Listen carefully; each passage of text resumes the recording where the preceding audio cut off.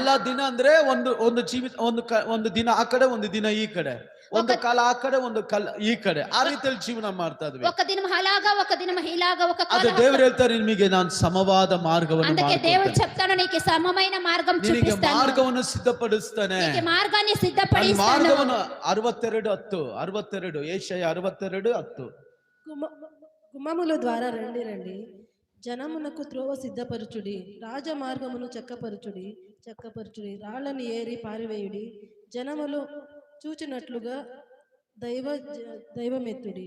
ಊರು ಬಾಗಲ ಹಾದು ಬನ್ನಿರಿ, ಜನರ ದಾರಿಯನ್ನು ಸಮ ಮಾಡಿರಿ, ರಾಜ್ಯ ಮಾರ್ಗವನ್ನು ಎತ್ತಿಡಿರಿ, ಕಲ್ಲುಗಳನ್ನು ಹಾದು ತೆಗೆದು ಹಾಕಿರಿ, ಜನಾಂಗವ ಧ್ವಜ ಎತ್ತಲಿ. ಹಲ್ಲೆಲೂಯ. ಎಷ್ಟು ಜನ ಸಂತೋಷವಾಗಿದ್ದೀರಾ? ನಮ್ಮ ದೇವರು ರೋಡಲ್ಲಿ ನಮಗೆ ಅಡ್ಡಿಯಾಗಿರುವ ಕಲ್ಲುಗಳನ್ನ ನಮಗೆ